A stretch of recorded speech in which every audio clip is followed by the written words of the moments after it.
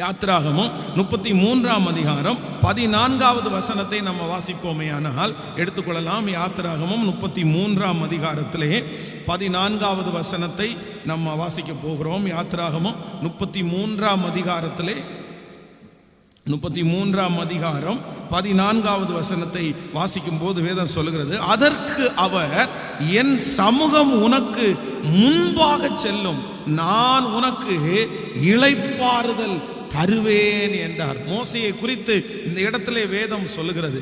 அந்த 20 லட்சம் ஜனங்களை நடத்தக்கூடிய ஒரு பெரிய பொறுப்பை ஆண்டவர் அவனுடைய கையிலே கொடுத்தார். அந்த ஜனங்களை பத்திரப்படுத்த வேண்டியது அவனுடைய வேலை. அந்த ஜனங்களை கொண்டு போய் கானான் தேசத்திலே சேர்க்கக்கூடிய ஒரு மிகப்பெரிய வேலையை கர்த்தர் அவன் கையிலே கொடுக்கிறார். ஆனால் அவன் நினைக்கிறான், இந்த ஜனங்கள் வணங்கா கழுத்துள்ள ஜனங்கள், இந்த ஜனங்கள் கீழ்ப்படிதல் இல்லாத ஜனங்கள், ஒரு காலகட்டத்தில் ஆண்டவருக்கு விரோதமாய் மிகவும் கர்த்தரை கோபப்படுத்தினார்கள். இந்த ஒர்க்கை நான் எப்படி முடிக்க போறேன், இவர்களை கொண்டு நான் எப்படி சேர்க்க போகிறேன், அந்த ஜனங்களை குறித்த ஒரு பெரிய பாரம், ஒரு பெரிய பயம் அவனுக்குள்ளே வருகிறது. அந்த தலைவர்களாய் இருக்கிறவர்களுக்கு தான் அது தெரியும். அது மிகப்பெரிய அங்கலாய்ப்பு. அப்போ அவனுடைய இருதயத்தில் இளைப்பாறுதலே இல்லை. நான் எப்படி சமாதானமா இருக்கிறது, இவ்வளோ பேர்ல என்ன நடந்தாலும் என்னதானே கேட்பாங்க. அப்பதான் ஆண்டவர் அவனுக்கு வாக்கு கொடுக்கிறார், இல்லை நீ பயப்படாத, நான் உனக்கு வெகு சீக்கிரத்திலே என் சமூகம் உனக்கு முன்பாக செல்லும், நான் உனக்கு இளைப்பாறுதல் தருவேன் என்று கர்த்தர் வாக்கு கொடுக்கிறார். ஆண்டவரே நீர் என் கூட வரணும், ஆண்டவரே என் கூட இல்லைன்னா நான் போக மாட்டேன் ஆண்டவரேன்னு கேட்கிற அந்த மனுஷனுக்கு கர்த்தர் சொல்றாரு, நான் இளைப்பாறுதல் தருவேன். நான் நம்புறேன், உங்க கையில கொடுக்கப்பட்டிருக்கிற பொறுப்புகளை நினைத்து, குடும்ப பாரத்தை நினைத்து, எப்படி இந்த குடும்பத்தை நடத்த போகிறேன், எப்படி இந்த வேலையை நான் செய்ய போகிறேன், எப்படி இவர்களை எல்லாம் காப்பாற்ற போகிறேன் என்று மோசையை போல உங்களுடைய இருதயம் தத்தளித்து கொண்டிருக்குமே ஆனால், இளைப்பாறுதல் அற்றிருக்குமே ஆனால், நான் நம்புறேன் உங்க கையில கொடுக்கப்பட்டிருக்கிற பொறுப்பை நீங்க எப்படி செய்ய போறீங்கன்னா இளைப்பாறுதலோட செய்ய போறீங்க. ஆமேன் சொல்லுங்கள். சமாதானத்தோட செய்ய போறீங்க, சஞ்சலம் இல்லாம செய்ய போறீங்க. ஏன்னா கர்த்தர் சமூகம் உங்களுக்கு முன்பாய், கர்த்தருடைய பிரசன்னம் கடந்து போக போகிறது. அப்பொழுது உங்க கையிலே கொடுக்கப்பட்டிருக்கிற அந்த பொறுப்பை நீங்கள் இளைப்பாறுதலோடு செய்ய போகிறீர்கள். எத்தனை பேர் ஆமோதிக்கிறீங்க, இது என் தலை மேல இந்த அபிஷேகம் வரணும்னு நான் நம்புறேன். ஏன் அப்படின்னா சில நேரத்தில் சிலருடைய கைகளிலே கொடுக்கப்பட்டிருக்கிறத நம்ம ரொம்ப சஞ்சலத்தோட செய்கிறோம், நிறைய பயத்தோட செய்கிறோம். ஒரு பொறுப்பு அப்படின்னு ஒன்று கொடுக்கப்பட்டா நிறைய பேருக்கு தூக்கம் அவங்கள விட்டு போயிடுது. ஐயோ என்னால் தூங்கவே முடியல, இது முடிக்கிற வரைக்கும் என்னால் தூங்க முடியாது, இது முடிக்கிற வரைக்கும் எனக்கு சமாதானம் இருக்காது. இப்படி உடனே அடுத்த வேலை ஆரம்பிக்கும் போது திரும்பவும் அதே மாதிரி ஒரு பயங்கரமான ஒரு கஷ்டம். இல்லை, நான் நம்புறேன் நம்ம கையில் கொடுக்கப்படுகிற எல்லாவற்றையும் நம்ம சஞ்சலத்தோட செய்யக்கூடாது. நம்ம எப்படி பண்ணணும் அப்படின்னா இளைப்பாறுதலோட பண்ணணும். உங்க கையில எவ்வளோ கோடி ரூபாய் ப்ராஜெக்ட் கொடுத்தாலும், உங்க கையில எவ்வளோ பெரிய பொறுப்புகளை கொடுத்தாலும் நீங்க சஞ்சலத்தோட செய்யக்கூடாது. இது ஒரு பெரிய அபிஷேகம். என்னன்னா அதை இளைப்பாறுதலோட செய்யணும். இன்றைக்கு இந்த ஜபத்தில் இருக்கிறவங்க அப்படி செய்யாமல் இருக்கலாம். பாஸ்டர் நீங்க சொல்றது உண்மைதான், என் கையில் எந்த பொறுப்பு கொடுத்தாலும் எனக்கு தூக்கம் போயிடும், எனக்கு அது முடிக்கிற வரைக்கும் என்னால் நிம்மதியாகவே வாழ முடியாது. இப்போ அப்படிதான் நான் இருக்கிறேன், நான் அப்படி படபடத்துட்டே இருக்கிறேன். இந்த காரியம் எப்படி ஆகுமோ, இந்த காரியத்தை எப்படி செய்ய போறேனோ, பிள்ளையை எப்படி கரை சேர்த்த போறேனோ. இல்லை, நான் கர்த்தருக்குள்ள விசுவாசிக்கிறேன், கர்த்தருடைய வார்த்தையை 100% நம்புறேன். ஆண்டவர் இனி உங்க கையில கொடுக்க போடுகிற பொறுப்பை நீங்க எப்படி செய்ய போறீங்கன்னா இளைப்பாறுதலோட சமாதானமா நம்புறவங்க சத்தமா கையை மேல உயர்த்தி ஆமேன் என்று சொல்லுங்கள் பார்க்கலாம். எஸ், கர்த்தர் உங்களை இளைப்பாறுதலா இனி இந்த மகளுடைய திருமண காரியம், மகனுடைய திருமண காரியம், அந்த வேலை காரியம் கர்த்தர் இளைப்பாறுதலாய் செய்ய பண்ண போறாரு. சோ மோசைய ஆண்டவர் என்ன பண்ணார் அப்படின்னா, நான் உனக்கு இளைப்பாறுதல் தருவேன் என்று வாக்கு கொடுத்தார். இன்னொரு வசனத்தை கூட வாசிக்கலாம். நீங்கள் எஸ்தரின் புஸ்தகம் 9ஆம் அதிகாரத்தை எடுத்துக்கொள்ளலாம். எஸ்தரின் புஸ்தகம் 9ஆம் அதிகாரம் 21வது வசனத்தை யாராவது ஒருத்தர் வாசிக்கலாமே? எஸ்தரின் புஸ்தகம் 9ஆம் அதிகாரத்திலே 21வது வசனம், வருஷம் தோறும் ஆதார் மாதம் 15ஆம் தேதிகளை யூதர்கள் தங்கள் பகைஞருக்கு நீங்களாக்கி இளைப்பாறுதல் அடைந்த நாட்களாகவும் அவர்கள் சஞ்சலம் சந்தோஷமாகவும் அவர்கள் துக்கம் மகிழ்ச்சியாகவும் மாறின மாதமாகவும் ஆசரித்து. ஆமென் சொல்லுங்கள். இன்னொரு விஷயம் கூட வாசிக்கலாம். வருஷம் தோறும் ஆதார் மாதத்திலே 14ஆம் 15ஆம் தேதிகளை யூதர்கள் தங்கள் பகைஞருக்குள்ளே நீங்களாக்கி இளைப்பாறுதல் அடைந்த நாட்களாகவும் அவர்கள் சஞ்சலம் சந்தோஷமாகவும் அவர்கள் துக்கம் மகிழ்ச்சியாகவும் மாறின மாதமாகவும் ஆசரித்து. ஹல்லேலூயா. இந்த இடத்துல சூசான் அரண்மனையிலே நடக்கிற சம்பவம்.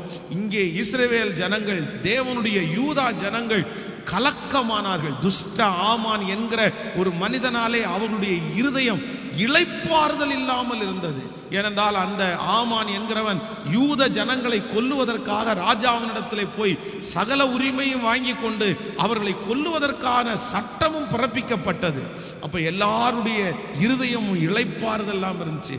அப்பதான் ஆண்டவர் அவர்களை விடுதலையாக்கி, இந்த நாள் உனக்கு முக்கியமான நாள், இந்த நாளை நீ குறித்து வைத்துக்கொள், இந்த நாளை நீ நோட் பண்ணிக்கோ, இனி ஒவ்வொரு வருஷமும் இந்த நாள் நீ குறிக்க வேண்டியது உனக்கு இது இளைப்பாறுதலை கட்டளையிட்ட நாளாய். அன்று ஆண்டவர் அப்படிப்பட்ட ஒரு சுதந்திரத்தை தந்தார்.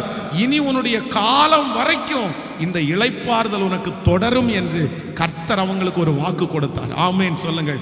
நானும் அதே போல இந்த வார்த்தையை அப்படியே நம்புகிறேன்.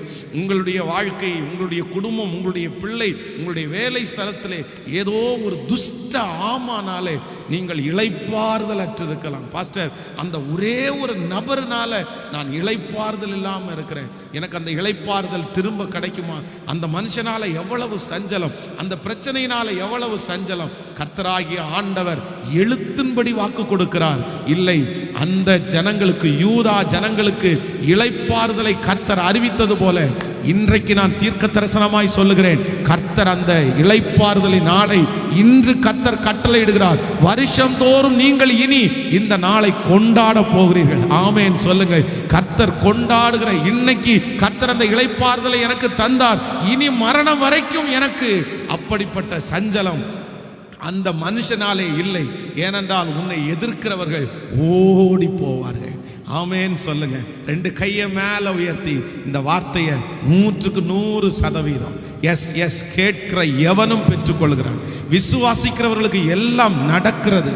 கேளுங்க, நல்ல நல்ல சத்தம் வரட்டும் அப்படியே இருதயத்தின் ஆழத்திலிருந்து. இந்த வார்த்தை எனக்கு தான் ஆண்டவரே, இந்த வார்த்தை எனக்குத்தான் ஆண்டவரே. ராஜா, இந்த வார்த்தை எனக்குத்தான். எனக்கு ஒரு இளைப்பாறுதல் வேணும் ஆண்டவரே, எனக்கு ஒரு இளைப்பாறுதல் வேண்டும். இந்த வசனத்தை நான் பெற்றுக்கொள்கிறேன், இதை நான் சுதந்திரப்படுத்தி கொள்ளுகிறேன். ஹல்லேலூயா. ஸோ நம்ம தேவனை குறித்து நாம் எப்படி சொல்ல போறோம்னா, அவர் சுற்றிலும் நமக்கு இளைப்பாறுதலை கர்த்தர் கொடுக்க போகிறார். நான் இதை என்னுடைய வாழ்க்கையில் அப்படியே லிட்டரலாக நான் உணர்ந்திருக்கிறேன். சில காரியங்களை குறித்து இளைப்பாறுதலற்று பல ஆண்டுகள், அது சரியான தங்குற இடம் அமையாது, குடியிருக்கிற வீடு அப்படி அமையாது. பார்த்தீங்க அப்படின்னா ஊழியத்தில் பார்த்தீங்கன்னா சில காரியங்கள் இளைப்பாறுதலே இருக்காது. சஞ்சலம், ஒரே பிரச்சனை, ஒரே மனிதர்களுடைய பல பக்கத்தில் அப்படி நெருக்கமாக இருக்கும். ஆனால் சில நாட்களை நான் யோசிக்கிறேன், ஆண்டவர் எவ்வளோ நல்லவர் தெரியுமா? அப்படியே கர்த்தர் அந்த கிருபையாய் ஜபங்களை எப்படி நடத்துகிறாருன்னா இளைப்பாறுதலோடு நடத்துகிறார். ஹல்லேலூயா. இது ஒரு லாக்டவுன் காலங்கள் தான். ஆனால் இப்படிப்பட்ட காலத்திலையும் திருச்சபையிலையும் கொஞ்சம் பேர் வந்து ஆராதிக்கிறது போல டெய்லி காலையிலையும் மாலையிலையும் காலையிலையும் மாலையிலையும் நம்மளை சஞ்சலமே இல்லாமல் இந்த சூழ்நிலையில் இளைப்பாறுதலாக ஆராதிக்க பண்ணுறாரு. அவர் எவ்வளவு நல்லவர். ஆமென் சொல்லுங்க. அவரை மாதிரி ஒரு நல்ல தெய்வம் இந்த உலகத்தில் வேறு யாருமே இல்லை. நான் சொல்கிறேன், இந்த ஜபத்தில் இருக்கிற நீங்கள் நிறைய பேர் நிம்மதியாக தூங்குறதுக்கு காரணம் என்ன தெரியுமா? படுத்த உடனே சிலர் தூங்குறதுக்கு காரணம் என்ன தெரியுமா? உங்களுக்கு அந்த இளைப்பாறுதலை யார் தர்றான்னா கர்த்தர். அந்த இளைப்பாறுதலை கர்த்தர் தந்திருக்கிறார். இவ்வளவு நெருக்கத்தின் மத்தியிலையும், இவ்வளவு போராட்டத்தின் மத்தியிலையும், இத்தனை புயல் அடிக்கும் போதும் கர்த்தர் உங்களை சாப்பிட வைக்கிறார். கர்த்தர் உங்களுடைய வேலைகளை செய்ய வைக்கிறார். நீங்கள் சமாதானமாக இருக்கிறீங்க. காரணம் என்னன்னா, அந்த இளைப்பாறுதலை கொடுக்கிற கர்த்தர் உங்களோடு கூட அவர் இருக்கிறார். ஆமென் சொல்லுங்கள். ஒருவேளை சூழ்நிலை அப்படி இல்லாவிட்டாலும் ஆண்டவர் இன்றைக்கு வாக்கு கொடுக்கிறார், இனி நீ நிம்மதியாய் நீ நித்திரை செய்வாய். நீ சுகமாய் படுத்திருப்பாய். உன் சஞ்சலங்கள் அப்படியே மாறி போகும். உன் போர் முடிந்தது. இனி கர்த்தர் ஒரு பெரிய இளைப்பாறுதலை இன்னைக்கு நீங்க முழுவதும் வீட்டில், வேலை ஸ்தலத்தில், எங்கே போனாலும் இந்த வார்த்தையை உச்சரிக்கணும். என்ன சொல்லணும்னா, என் தேவன் எனக்கு என்ன செய்ய போறாருன்னா ஒரு இளைப்பாறுதலை தரப்போறாரு. ஹல்லேலூயா. எல்லாவற்றையும் நம்ம எப்படி செய்ய போறோம் அப்படின்னா, ரொம்ப கஷ்டத்தோட அல்ல, அப்படியே நல்ல இருதயத்தோட அப்படி சமாதானமாக செய்ய போறோம். நான் இந்த நம்முடைய திருச்சபையினுடைய இப்பொழுது இருக்கிற அந்த ப்ராஜெக்டை ஆரம்பிக்கும் போது நான் அப்படிதான் ஒவ்வொரு நாளும் ஜெபம் பண்றேன். ஆண்டவரே, நான் இந்த ஊழியத்தை சஞ்சலமா செய்யக்கூடாது, இந்த ஊழியத்தை கஷ்டமா செய்யக்கூடாது. எத்தனையோ ஊழியங்களை அப்படி செஞ்சாச்சு, வருத்தத்தோட கஷ்டத்தோட இளைப்பாறுதல் இல்லாம இது எப்படி ஆகுமோ, என்ன ஆகுமோ, இவன் என்ன பண்ணுவானோ, அவன் என்ன பண்ணுவானோ, இப்படி பயத்தோட நிறைய செஞ்சாச்சு. ஆனா இது ஒரு மிகப்பெரிய பொறுப்பு. இந்த பொறுப்பை நான் எப்படி செய்யணும் அப்படின்னா, அப்படியே இளைப்பாறுதலா செய்யணும் ஆண்டவரே, சமாதானமா செய்யணும் ஆண்டவரே. நேற்றைக்கு இரவுல கூட இந்த வார்த்தையை கொடுக்கும்போது நான் ஆண்டவருடைய சமூகத்தில் ஃபர்ஸ்ட் இதை எனக்காக தான் ஜெபம் பண்ணேன். ஏன் அப்படின்னா, தேவை ரொம்ப பெருசு இல்லை, செய்ய போற வேலை மகா பெரிய பிரபுக்கு செய்ய போற வேலை இல்லை, இது சத்துருவோட போராடுகிற ஒரு வேலை இல்லை, அந்தகார இருளில் இருக்கிற பலரை ஆச்சரியமான ஒளியிடத்துக்கு கொண்டு வர்ற வேலை, இது சாதாரணமானது அல்ல, இது டைரக்டான ஒரு பெரிய போர் மாதிரி. ஆனா இந்த வேலையை நான் நம்புறேன், நம்ம கர்த்தர் கொடுத்த வார்த்தையை நம்புறோம். நம்ம எப்படி செய்ய போறோம்னா, கர்த்தர் நம்ம எப்படி செய்ய வைக்க போறாருன்னா, ஹல்லேலூயா, கர்த்தர் அப்படியே இளைப்பாறுதலா செய்ய வைக்க போறாரு. என் சமூகம் உனக்கு முன்பாக செல்லும், நான் உனக்கு இளைப்பாறுதல். ஹல்லேலூயா. அதற்காய் நம்மோட ஆட்களை கர்த்தர் எழுப்புவார், அதற்காய் கர்த்தர் ஞானிகளை நமக்காய் கர்த்தர் எழுப்புவார், அதற்காய் கர்த்தர் காரியங்களை நமக்கு கைகூடி வர பண்ணுவார், அதற்காய் பரலோகத்தையே கர்த்தர் நமக்காய் கர்த்தர் திறப்பார். ஆமென்.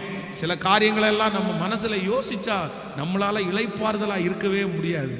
ஆனா ஆண்டவர் சொல்றாரு, நான் உனக்கு இளைப்பாறுதல். லிட்டரலா கர்த்தர் அதை தருவாரு. எத்தனை பேர் அதை விசுவாசிக்கிறீங்க? இன்னைக்கு ஒருவேளை அந்த வாக்குத்தத்தம் உங்களுக்கு நடக்குதுன்னா நீங்க ஆண்டவருக்கு ரொம்ப நன்றி சொல்லுங்க, ரொம்ப நன்றி சொல்லுங்க. நான் சொல்றேன், பெரிய வாக்குத்தத்தம் இது, ரொம்ப ஆசீர்வாதமான வாக்குத்தத்தம். அந்த அப்படியே பீஸ்ஃபுல்லா ஒரு வாழ்க்கை வாழ்றது அப்படின்றது இன்னைக்கு நிறைய கோடிக்கணக்கான பேருக்கு இல்லைங்க. அந்த பீஸ்ஃபுல்லான வாழ்க்கை கோடிக்கணக்கான பேர் இல்லை. எப்பவும் அவங்களுடைய இருதயத்தில் ஏதோ ஒரு சஞ்சலம் தொடர்ந்துட்டே இருக்குது, மனசுல ஒரு சஞ்சலம் இருந்துட்டே இருக்கு. 24 மணி நேரமும் அவங்க இருதயத்தில் ஒரு சஞ்சலம் இருந்துட்டே இருக்குது. இல்லை, நான் சொல்றேன், அதை நீங்க போராடி ஜெயிக்கணும். அப்படி இருக்கக்கூடாது. ஆமென் சொல்லுங்கள். எத்தனை பேர் ஆமோதிக்கிறீங்க? நம்ம ஆண்டவருடைய பிள்ளைங்க, நம்ம இந்த உலகத்துல யாரு ரிலாக்ஸா இருக்கிறாங்களோ இல்லையோ, யாரு நம்ம ரிலாக்ஸா இருக்கணும்னா நம்ம இருக்கணும். ஏன்னா நம்ம ஆராதிக்கிறது ஜீவனுள்ள தேவனை அல்லவா, நாம் பிடித்திருக்கிறது மகா பெரிய பிரபுவை அல்லவா. அதனால ஒவ்வொருத்தரும் ஜெபம் பண்ணுங்க. இந்த 3 விதமான இளைப்பாறுதலை ஒரு மனுஷனுக்கு தேவை. நம்பர் 1, முதலாவதாக யோசனையில் இளைப்பாறுதல் தேவை. எதுல இளைப்பாறுதல் தேவை? நம்முடைய யோசனையில இளைப்பாறுதல். நீ உன்னுடைய திரளான யோசனையினால் இளைத்து போனாய் அப்படின்னு பைபிள் சொல்லுது. அப்போ ஒரு தேவனுடைய பிள்ளை என்ன பண்ணணும்னா, முதல்ல யோசனையில நீங்க இளைப்பாறுதலுக்கு கற்றுக்கொள்ள வேண்டும். திரளா யோசிக்க கூடாது, அதிகமா யோசிக்க கூடாது, நிறைய யோசிச்சு நீங்கள் சஞ்சலப்பற்ற கூடாது. அதனால ஃபர்ஸ்ட் உங்களுடைய யோசனையில இளைப்பாறுதல். நம்பர் 2, இரண்டாவது உங்களுடைய மனசுல இளைப்பாறுதல் உங்களுக்கு வேணும். சில காரியங்கள் எல்லாம் மனசுல கொண்டு போக கூடாது, சில கஷ்டங்களை எல்லாம் மனசுல கொண்டு போக கூடாது. உங்க மனசை இளைப்பாறுதலா வைக்கணும். நம்பர் 3, மூன்றாவது உங்கள் சரீரத்திலே இளைப்பாறுதல். எல்லாருக்கும் நம்முடைய சரீரத்தை கவனிச்சு அந்த சரீரத்தில் இளைப்பாற பண்ணணும். இந்த 3ம் தேவ பிள்ளைகளுக்கு அவசியம். இன்றையிலிருந்து நீங்க கான்சன்ட்ரேட் பண்ணணும். உங்க யோசனையில உங்களுக்கு என்ன வேணும் அப்படின்னா இளைப்பாறுதல். சிலரை பாருங்க, எப்பவும் ஏதோ ஒன்று யோசிச்சிட்டே இருப்பாங்க, நெகட்டிவா யோசிச்சிட்டே இருப்பாங்க, அந்த யோசனையை நிறுத்தவே மாட்டாங்க. இல்லை, உங்களுடைய யோசனையை நிறுத்துறதற்கு நீங்கள் கற்றுக்கொள்ளுங்கள்.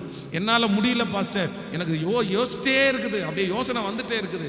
இல்லை, அந்த நேரத்தில் பாட்டு பாடுங்க, அந்த நேரத்தில் பரிசுத்தவான்களுடைய சாட்சிகளை எடுத்து வாசிங்கள், வேதத்தை எடுத்து வாசிங்கள், நிறைய செய்திகளை கேளுங்க.